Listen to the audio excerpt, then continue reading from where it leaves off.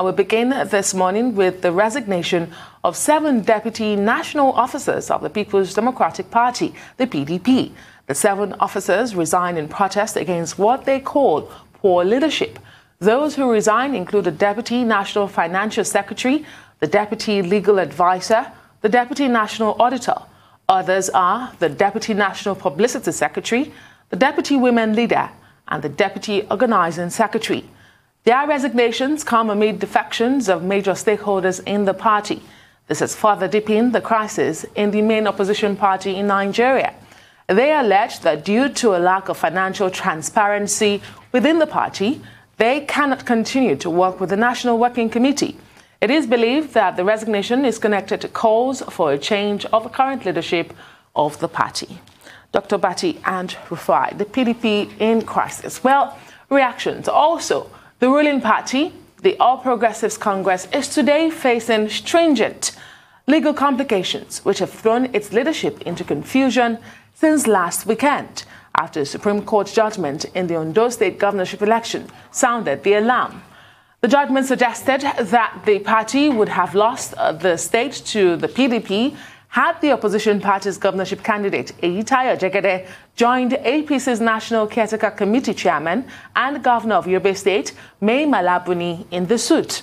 APC is apparently yet to agree on a strategy to approach the quagmire it has found itself in. But what the majority of members feel the party can minimize its losses by, first, cancelling the congresses and then fathoming a way out of the legal ditch it has found itself.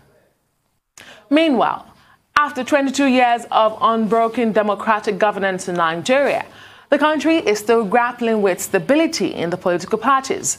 This has greatly affected the growth of democracy in the country. And Georgina Ndukwe Ezeayinka reports. The existence of well-structured and functioning political parties is very crucial for the growth of democracy. In Nigeria, it appears the parties are still evolving. In the last 22 years, internal crisis has worsened. For the governing All Progressives Congress, to the main opposition People's Democratic Party and the smaller parties, like the All Progressives Grand Alliance, APGA, Action Alliance, and African Democratic Congress, the story is the same. Lack of internal democracy caused the APC a spot on the ballot in the 2019 governorship, National Assembly and State Assembly elections in Rivers and Zamfara states. Due to the failure of internal democracy, political parties now resort to the courts to resolve their internal issues. The litigations that have followed the primaries from the governorship election in Anambra State are yet to be resolved. The governing party is now caught in a legal dilemma over the status of the current interim leadership led by Governor Mai Mala Buni. The resignation of 7 national officers of the main opposition People's Democratic Party is the latest crisis in a chain that has led to the defection of at least 3 governors. This is in spite of the work of the Reconciliation Committee led by former Senate President Bukola Saraki. Same attempt is also being made to resolve differences in the All Progressives Congress. In his assessment, former INEC Chairman Atahiru Jega called on Nigerians not to vote either of the 2 major political parties into power in 2023 for their inability to help Nigeria attain political growth in the past 22 years. Ahead of the 2023 general elections, will the parties be able to put their houses in order? Georgina Ndukwe, Arise News. Things are falling apart with the 2 major political parties in Nigeria. The center doesn't seem to be holding much. I mean, the center doesn't seem to be holding much because when you look at the origin of political parties in Nigeria, a political party is supposed to be people that have aggregate thoughts. You know, there might be disparities in their thought process, but they have common ideology and the likes. But here it's always a mixed match of strange bedfellows. And what is the political gain and the ideology they have to grab power? So there is no ideology. So and that's why when you classify political party, you can't say this one is center right or center left or leaning, you know, because all of them are very right-wing in their idea. Grab power, support big business, do nothing for the poor people and the masses in this country, you know, entrench poverty in the name of corruption, and that's just it. So there's no clear political ideology. And when there's no clear political ideology, you always see this happen. You always see infighting. All of this is permutations and getting ready for 2023. That's all they're concerned about. You know, in all of this, you've never seen the ideological fight of the slant. You're not seeing, the progressive part of the party and the right part of the party and the left part of the party. You're not seeing, they're arguing about approach on how to bring poverty down. You will never see that among the two political parties. They are not arguing about, how can they reduce interest rates. They are not debating amongst themselves. No. How, reduce interest rates in Nigeria? No, they're not debating that. How can we spoil economic growth? That's not what they debate about. What do they debate about? Who will hold the soul of the party? Who did the World Congress favor over the other person? Okay, this caretaker committee now that has happened and the Supreme Court ruling is going to lead to fractions in the party because they believe, they might lose power if Mala's Buni condition gets worse off and other political parties can take them to court about, what the Supreme Court has said, and it has opened a keg of gunpowder for them. And that's their argument when you look at the mentality. So it's a soul and a grapple for the political party. It's never about the interests of the people. For me, I want a day where the political parties start to debate among themselves and fight for the interests of the people. When their conversation is not about, what is Secondos doing? What is the other person doing? This is the person bringing more money to the party. But about the nascent issues that face the people. We don't ever see them fight among themselves. Okay, what is your approach to reducing poverty? That's not their fight. It's about themselves and themselves alone. And that's why maybe a lot of people might be looking at, what Jega did say yesterday, that both political parties are spent. They don't really think about the people. People shouldn't vote for them. But a lot of people will say, PRP, it's because Untitled Chapter is in PRP. That's why he's saying that. So he too is looking for a political future and a political space for them. But I think what should be the bulk of the conversation should be the interests and the challenges of the people, not this politicking they are doing leading up to 2023. It's just a fight for the soul of the party. Some people feel if they get your own person in power, they'll grab the ticket to favor themselves. I don't hear the interests of the Nigerian people in all of this, and it's sad. Dr. Bati, the parties must survive first before they even, Well, I mean, what is happening to the two major political parties in Nigeria shouldn't be surprising. The APC was coupled together in 2013 as an association of strange bedfellows. But they were focused on what the main objective of the political party in Nigeria is for self-promotion and to grab power. And to that extent, that for a source of unity. But, it's not built on any very strong foundation. So this is foreseeable, what is happening now. As for the People's Democratic Party, yes, the People's Democratic Party lost power in 2015.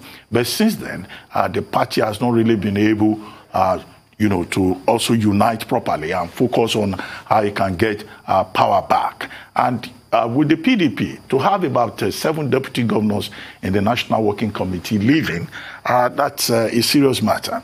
Kola Olobodinyo has said that the internal dispute resolution mechanism within the party has been activated. The governors have waded in. The spokesperson for the chairman of the party, Ike Abonyi, has issued a statement to say that the persons who are opposing the chairman of the party are, persons who are being sponsored. But what is important is for the PDP to learn from the lesson of history. Because in 2015, the party lost election in part because of the leadership fight within the party and also because of allegations of lack of internal democracy. And that's why it's important that if the party is really serious, about re-establishing itself and winning elections, it must quickly resolve this crisis. As for the APC, yes, is divided in terms of what should be done with the implications of the ruling in the Yita Jegede Akeredolu case. And, yesterday we had BK Ogala SAN on this program, and I had asked him pointedly a question. Now, is this about 2023? Yes, it is. So it's about factions within the party, people trying to seize control. Since 2013, that the APC was cobbled together, up to now, the party does not have a board of trustees. And that's why, in terms of evolution, the political party system in Nigeria would seem to have regressed Because if you recall, we had in this same country the Action Group. Yeah. We had in this same country the NCNC, the NNDP, the PRP, the GMPP, parties from the First Republic, Second Republic, which in comparison will seem to be better organized. In some other jurisdictions, parties evolve, they grow, they become real units of representation. But here, they are driven by cash and also, ego. Well, the Morning Show returns in just a moment with updates from business, sports, and COVID. Stay with us.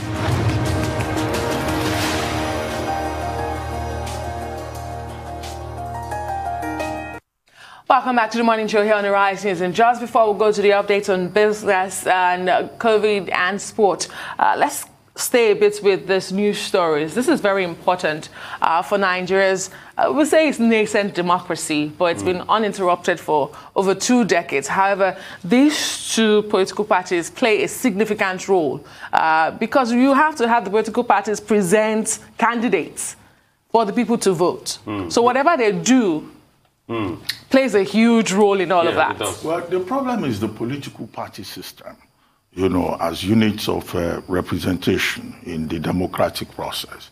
And, earlier on, we've been talking about the PDP and the APC. But the problem is not limited to these two political parties alone. You'll recall that in the lead-up to the 2019 general elections, we witnessed similar crises in even the smaller political parties as they are defined. Either it is a quarrel over money or it is a quarrel over positions. And at the end of the day, the dominant narrative was about the clash of egos. And I think that, that in itself, explains the point I was making earlier about how in the First Republic, in the Second Republic, we had political parties that were better organized, that were better focused.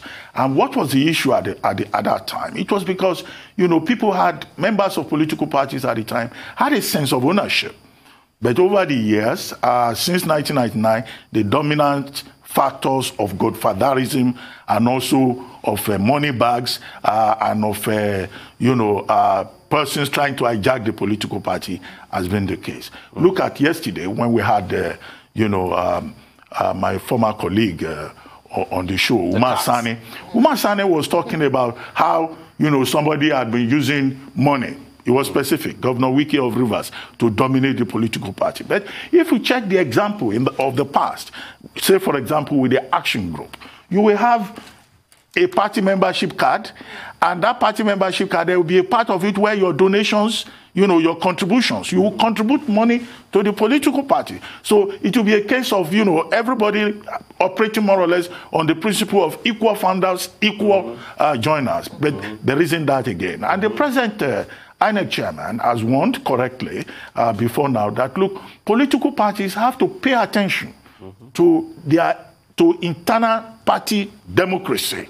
That otherwise, going forward, many of these parties will end up with too many litigations which could derail, or reduce the integrity of the democratic process in Nigeria. That was during the review of the 2019 general election. But apparently, politicians have not listened across board. And my point is that it's not just APC or PDP. It's the entire political party system in Nigeria that you seem to have taken many steps backwards. As for the PDP, they are convening a meeting also of the Board of Trustees. But at the end of the day, as these things usually play out, there will be losers, there will be winners. But, the politicians ought to worry more about the implications for either the survival of the party itself or for the capacity of the party to fulfill the objectives for which it was set up. I mean, independent candidates is far from being a reality in Nigeria, and the third force have refused to make any difference. But I think we should have a strong conversation about independent candidates. I think, and this has gotten to the point, and I don't like the point in our constitution that says that the political party must sponsor a candidate. No. Because why? When you look at it critically, political party and the evolution of political party have not been based on ideology, have been based on selfish personal interest, and that's why all of them have big problems. Look at Anambra and look at just a political party primary leading up to an election. All the parties have one problem or the other. Today, INEC is crying. We have too many court cases on our hands. Today, PDP has wranglings internally. We are hearing feelers that some disgruntled members of the PDP are defecting from the PDP. Dr. Maduka, we are hearing strong feelers that he has secured governorship tickets on 2 other political parties, maybe the Accord Party and one other party, and there might just be a transference of the ticket to him, and he might run on those other political party platforms. Today, we just had another court ruling that says, okay, out of all cards, that says, what's his name now, Professor Chukwuma Soludo should be made the candidate of APGA in the forthcoming elections. We're having the case of Valentine Ozigbo in the PDP. The wranglings are back and forth. The APC is not immune. So you can see clearly that the reason why these political parties are fighting internally is because there is no cohesion of ideas, there is no ideology. But let's juxtapose it to the 79, when you had UPN. UPN that ran a political mantra and a political manifesto to empower people. That was a true leftist party. You could see the impact of people, or on the lives of people. Till today, people still talk about Lateef Jakonde. Yes. People still talk about Ambrose Ali. People still talk about, you know, all the UPN candidates, people that are the likes of Bola Ige and the likes. And when you look at all of them, they ran the same manifesto across, you know, the states they did win. Free education. Yeah, okay. People-centric ideological slants. But you don't have that in political parties today again. That's where the problem lies. So why are they in the political parties? Just to grab power for themselves, or to grab power to be able to change the lives of the people? Well said. Well, moving along, on a very happy mood, Blessing Oborodudu has entered the history book as the first Nigerian to win a wrestling medal at the Olympics. Arise News captured a happy moment with the family of the Bayelsa-born silver medalist.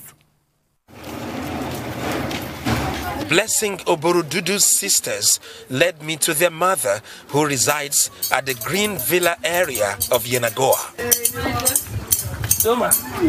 Her curiosity faded into waiting laughters when she discovered the reason for the visit. And then a song of gratitude to God.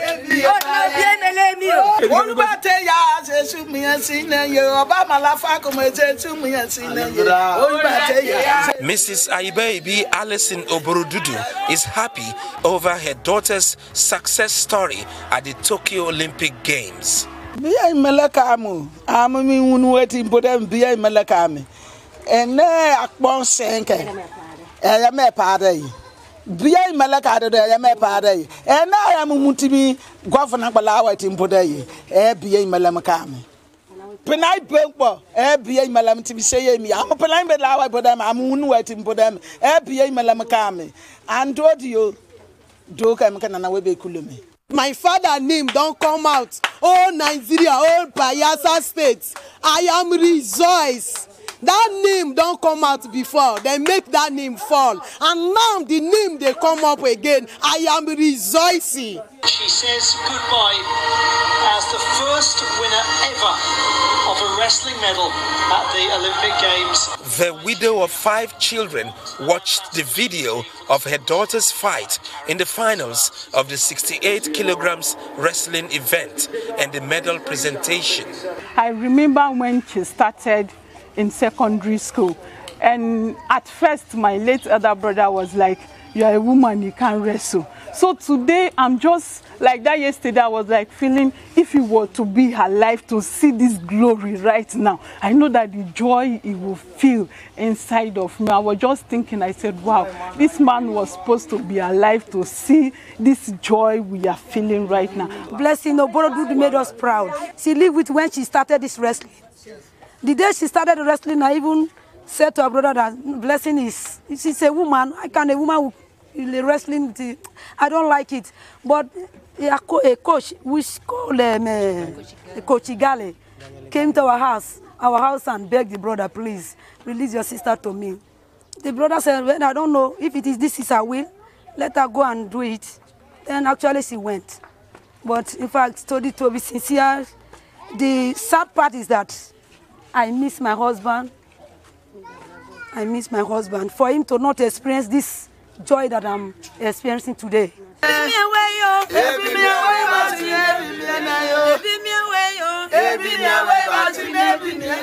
For the Oborodudu family, silver is worth more than gold. In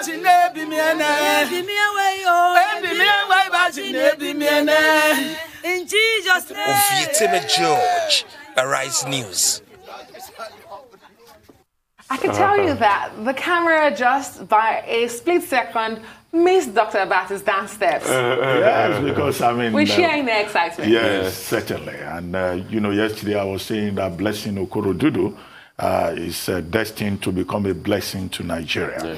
It doesn't matter that we didn't get the gold, but we made history. Yes. The first Nigerian to win a medal in the wrestling category at the Olympics.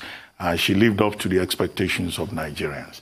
And also she helped to further put Nigeria on the medals table. Before her, we also had, you know, the remarkable outing by Ese Brume, who got bronze. So at the moment, Nigeria is on the medals table, although we're number 64, but we'll probably have some hope today because we have, you know, someone in the shot put men's final. And now that he's in the final, he probably still stands a chance. In Africa, the medals table for Africa at the Olympics, Nigeria is number 6. But what we're sure of at this moment is that thanks to Blessing Okorodudu and Ese Brume, as at this point, as at day 11 of the Olympics, that at least, you know, we're already on the medals table. And congratulations to Blessing Okorodudu, and congratulations also to Ese Brume, and also to Daniel Bolade Igali, who, you know, as was attested to, encouraged this particular young lady. We had a chance with 2 other, you know, wrestlers, Aminat and Adekuroye, but as it turned out, both of them were leading in the finals, you know, but at the end of the day, as a result of a pinfall, you know, they lost. And that was very painful. Maybe that's something that the president of the Wrestling Federation and the coaches, you know, in Nigeria will have to pay attention to. How will you be leading, you know, Adekuroye was even leading 8-2. And then there was a pinfall and she lost. But it's fine, no problem. Both of them have had useful experience. And Ese Brume and Okorodudu, thank you. I mean, I think the thing here is, I'm happy for Blessing. She has become a blessing, but we should be careful. If there was no Igali, we will not have this victory. After Igali won gold with Canada, it was because he came back home to show the ropes. So you still always point it to a single man's effort. And that's not good for our sport. When are we going to have a system, a collective system that ensures gold? Wrestling wasn't our forte before. What happened? Igali came back, pushed with the Bayelsa state government, kudos to them, and wrestling became our forte. When are we going to have a system that incorporates all the games and does what is right? And Dr. Abati, is that same system that we're talking about, the man that qualified for the final of shot put was busy last night washing his jersey because only one jersey he has. Because there's no system in place. We hear they've taken the kits over, but somebody is saying that they can't give them the kits. His name is Chukwuebuka Elekwechi. In the name of a minister, he said they can't release the kits. We all remember how we had wranglings with the kits, 2 different kits. Some say they will not clear the Puma kit at the wharf when it came in.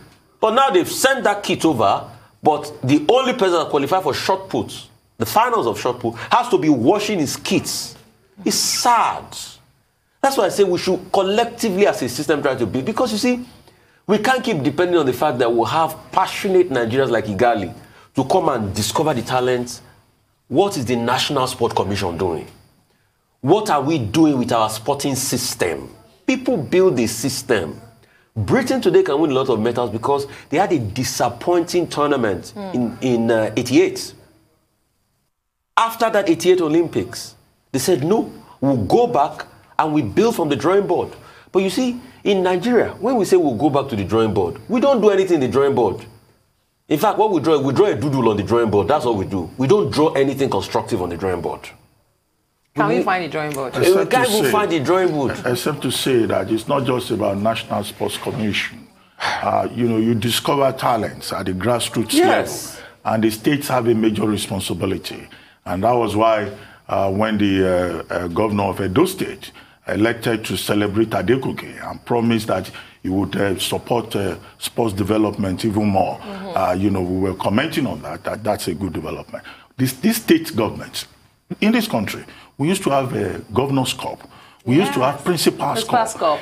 When I was in Benin, Ogbe Stadium was still a very strong stadium then.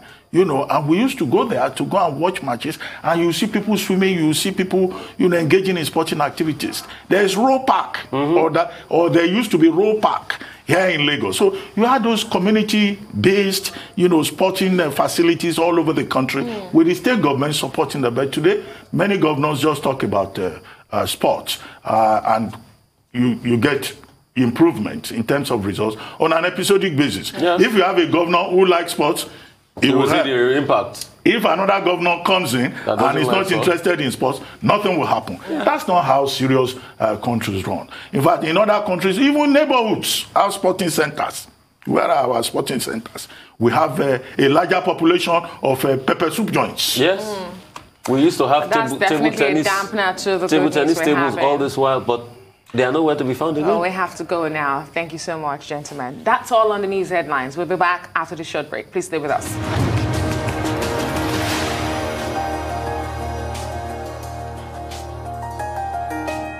All right, welcome back. Still the morning show right on the Rise News channel. Moving on to Adesua. We take the COVID-19 update. Adesua, great work as always. Thank you so much, Rafai. Well, COVID-19 has killed over 4.2 million people globally, and that's according to the Johns Hopkins University tally. It has also infected nearly 200 million people. Vaccine distribution remains unequal globally as the Delta variant, which is said to be highly transmissible, sweeps through countries, causing havoc. But over 4.1 billion doses of the vaccines have been administered so far. Here in Nigeria, another 505 new infections and 3 deaths were officially recorded from 14 states. Lagos recorded more than half of the new infections. It comes at a time where the health system across the country suffers from another bout of industrial action by resident doctors who make up a bulk of the healthcare workforce. That strike has entered day 3 as the country officially enters a 3rd wave of the coronavirus pandemic. To China, where Chinese authorities are working to contain an outbreak of the Delta variant of COVID-19, which has spread to half of the provinces in the country over the past 10 days. Authorities have announced mass testing in Wuhan as an unusually wide series of outbreaks reached the city where the disease was first detected in late 2019. The provincial capital of 11 million people in central China is the latest city to undergo citywide testing. Well, at least 6 other regions have completed mass testing. People are being told not to leave their home cities at the moment. The National Health Commission on Tuesday said 90 new cases had been confirmed the previous day. In Germany, the government is pushing for children over 12 to get vaccinated against COVID-19 in Germany.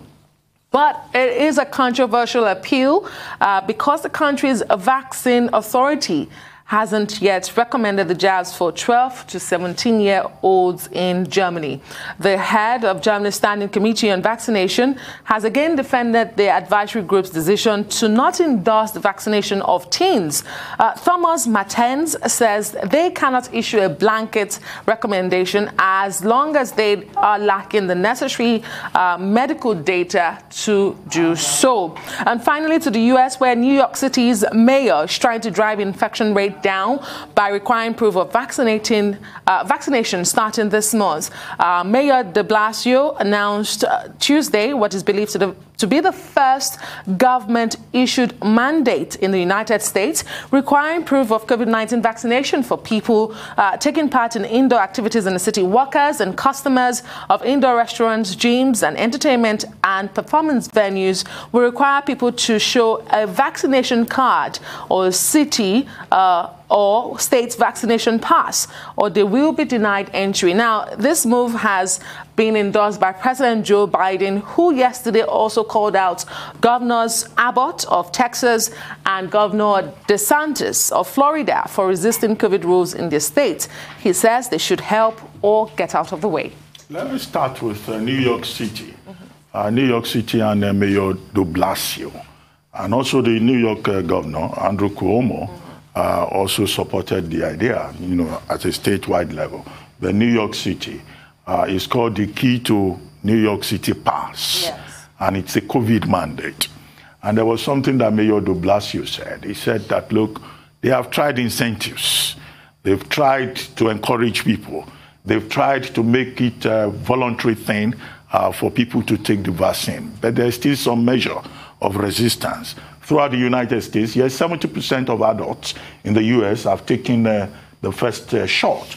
But there are still about a population of about 90 million people who will still need to be vaccinated. So you find that many of these states and cities and counties, even in Florida, where the governor is resisting, they are taking measures. And this is the measure, this Key to New York City Pass that has been taken. Namely, that it's called no vaccine, no entrance. If you go to any public place, you won't be allowed to enter if you do not show a vaccine passport, equivalent to the kind of thing that they have in Europe, in parts of Europe. I think it's a good development because here, what he's saying basically is a carrot and stick approach, and the whole objective is to encourage more people to go and get vaccinated. And even then, when you get your vaccination and you have a vaccine passport, they will give you $100 as an incentive. So these are models that the Nigerian government can begin to consider. Maybe when we have enough doses of vaccines, if you tell Nigerians that you will get something like 10,000 naira to get vaccinated, everybody will go. In fact, some people will offer to take the vaccine 10 times. Maybe even 5,000. Okay, now you mentioned Wuhan, China. Yes. Where, they're trying to vaccinate all the, is it 10 million or 11 million population in the place. Now, but this story, the way, the Chinese authorities were commenting on it, I got the impression that they were trying to say that some travelers brought the Delta variant to China, and that, it was from the airport, and people who went for a tourist event in a place called Zhangjiajie, were the ones who became super spreaders. And I said, what kind of talk is this? When China itself is the source of the Delta variant, the original place where, the Delta variant was discovered was a place called Nanjing. So you now see the Chinese now trying to blame tourists for bringing the same Delta variant that originated from Nanjing, So I found that a bit curious. But it's very good that the Chinese authorities are proactive. Beijing has practically been cordoned off, because they have few cases there, and they don't want, Beijing to be contaminated. And in the provinces where there are issues, they are ramping up immunization. However, the big issue about China is to note that China continues to refuse the WHO and the scientific experts to come back and do further investigation as to the origin of the virus itself. Now, you mentioned Germany trying to, the controversy between the STIGO, that's the body responsible for vaccines in Germany. Now, what Thomas Merton, the Director General, is saying is that politicians should not dictate, how the vaccination process should go, that it should be data-driven, and that they do not have enough data. However, this same body on July 8th or so had issued a statement offering advice that, yes, young people, 12 to 17, can take the vaccine, right, only if they have pre-existing conditions. But he says if there is need now to revise the position, they would. But that body, led by Merton, can only offer recommendations. It has no powers, to impose any recommendation. But it's a controversial issue in Europe. 12 to 17 years, should they take the vaccine or not? But in some other countries, US, France, Italy, Canada, you know, they are giving to them. And in the UK today, the UK says, well, 16 to 17 can take the vaccine. And Nicola Sturgeon is pushing for that in Scotland. But the thing is, the question is, it's obvious that China has not been fair in all of this. And why is China blocking everything? I thought they said they had vaccinated 1 billion people. So if they had vaccinated 1 billion people, is that not enough herd immunity? I mean, what's the population? They've administered 1 billion doses. 1 billion They've not told us if those are for double vaccination or single vaccination. But that should have hit herd immunity. What's the population of China itself? If they had administered 1 billion doses, and the population of China, I know China is China more than India? No. 1.4 billion. They are. China is more than India? Yes. 1.4. Yes. Okay, so 1.4 billion. Yes. That's China. 1.4 billion, and they have given 1 billion doses of vaccination. So that means the remaining 400 million, I think they should have hit herd immunity. So there is something China is not always telling us. You know, China is always cooking up the figures, and that's why they can't allow independent investigators coming to check the Wuhan lab. It's obvious, and they are not coming clean. And see, we need to know what happened in Wuhan lab in China so that the world can know what they're dealing with. Maybe it's zoonotic, maybe it's lab-made virus. What is it? Because now we don't even know what we are dealing with. We're just dealing with the iterations of what came out of China. It's only the Chinese, the Communist Party, and the government that knows what we're dealing with. So they should come out clean and tell the truth as regards what is happening. And secondly, it comes back to us here. Yes. What are we doing? Yeah, the vaccines are out. How long is it going to take NAFDAC to go through the process and check the Moderna vaccine, if it's okay, the efficacy rate, so that we start rolling out? And Dr. Bati said, let's incentivize people on a lighter note. Hope this incentivization will not become vote buying. You know, because everything has a political agenda. Hope they will not say, bring your party membership card before you are giving money for taking vaccine. No, it's true. I just what? It's the kind of country we live in. Because now, before you know it, they will delay it till 2023, when it's close to election time and vaccination are still up. Then they'll say, okay, ramp up, and they'll say, okay, we'll give you money, you show your party identity card that you take vaccination. Take vaccination. It's just like the clear case of vote and cook soup. Hopefully it doesn't get to that. It's Thank Nigeria. That's all on COVID Update. All right, our dependable Rotus Oduri is here to give us African business updates. Rotus, great to have you. Over to you, Rotus, my friend. Good morning. Good morning, Rufai. Good morning, Doctor. Good morning, Adesua. Good morning to all our viewers. We kick off with the International Monetary Fund, the special drawing rights allocation of $650 billion that they announced. Special drawing rights, of course, supplementary foreign currency reserve assets that are held by the IMF, representing a unit of account which can be a claim on currency. So they're supposed to be boosting liquidity for a number of countries, pretty much almost all 190 member nations from the IMF. About 275 billion or so is going to be going to emerging markets, developing nations.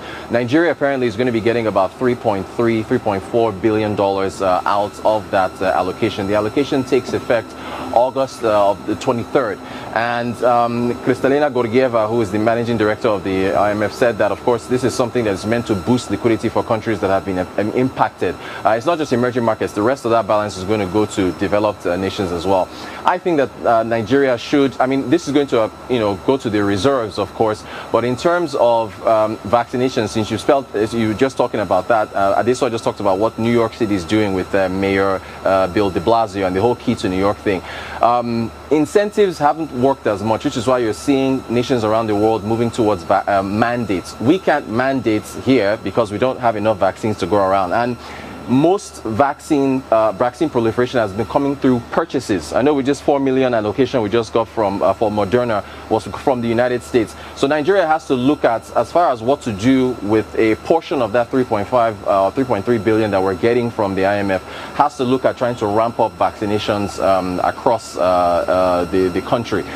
From the IMF, we move to NIPOST. Dr. Issa Pantami, Minister of Communications and Digital Economy, has announced that that before the end of this year, the federal government will be unbundling services of NIPOST, the postal service. Now, he's saying that a property development company has been assigned or contracted to disaggregate NIPOST different services, transportation and logistics, e-commerce, and so on and so forth, and that before the end of this year, they should be generating enough revenue to be able to allocate to agriculture, health, and so on and so forth. So it's already August. We'll see how far that moves along.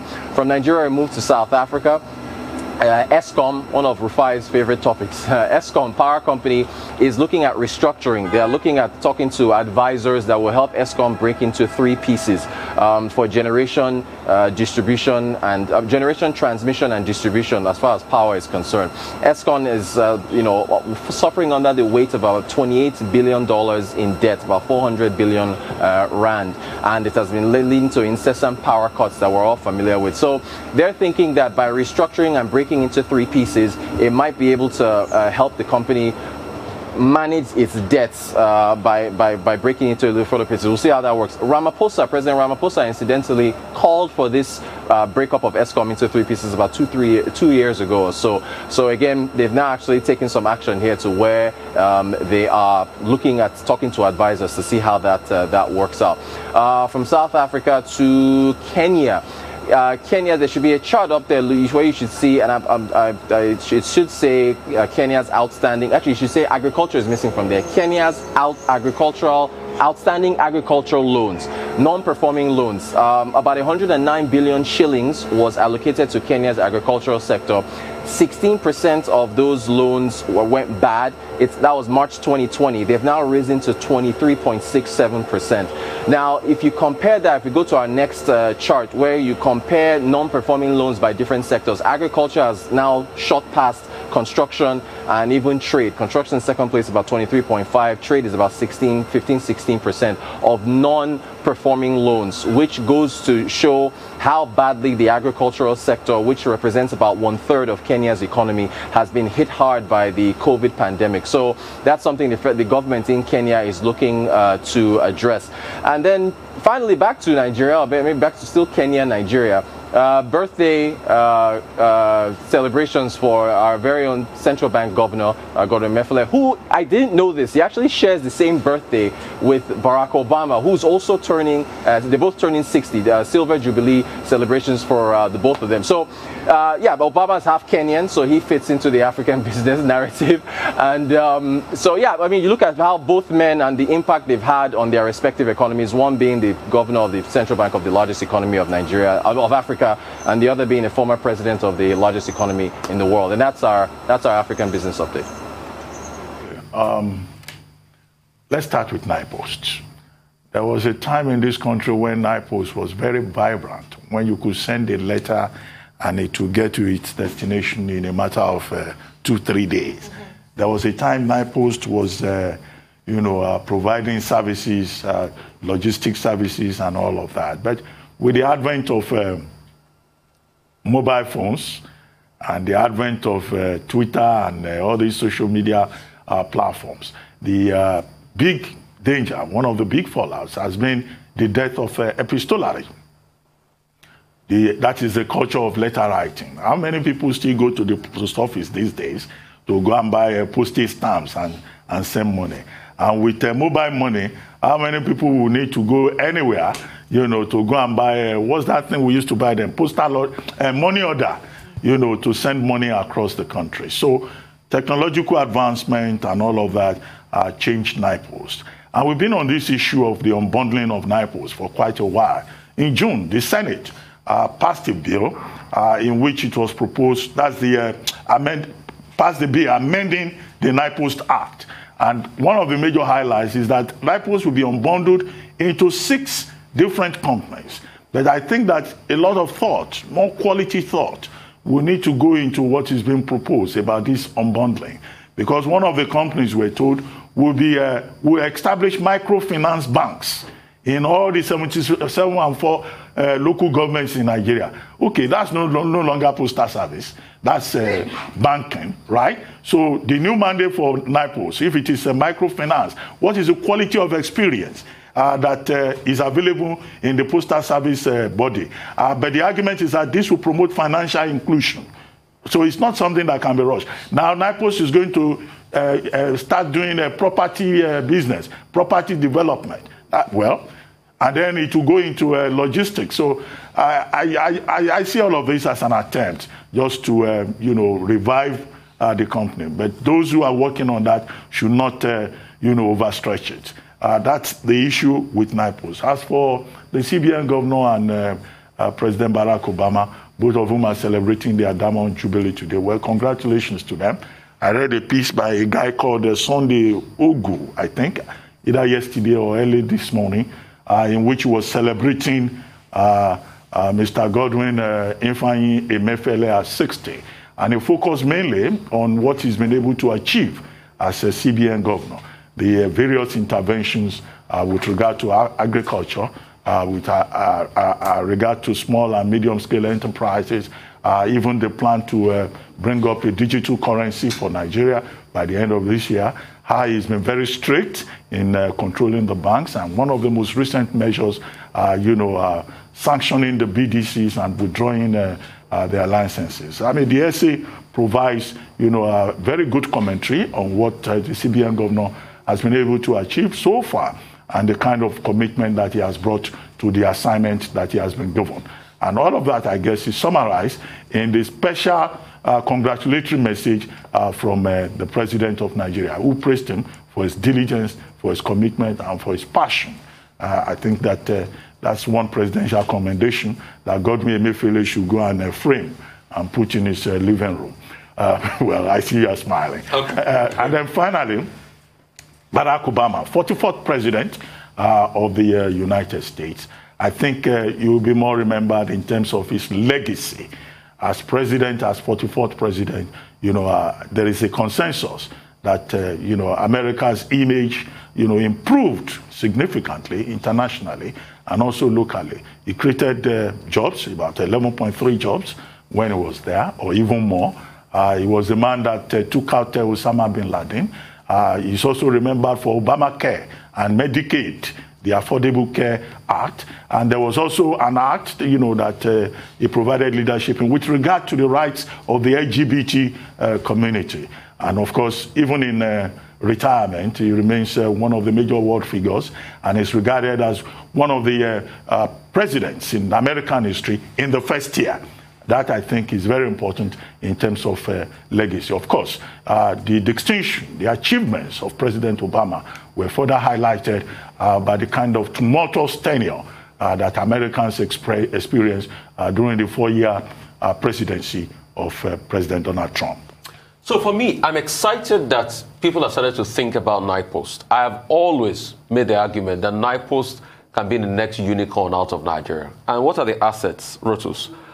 NIPOS has got real estate in 774 local governments of the country. I don't see any other parastatal that has that expansive level of real estate. Almost every local government, there's a post office. In fact, almost every town and city, there's a post office. So scratch that, I might be wrong. So it's not even 774 local governments in almost every town in this country.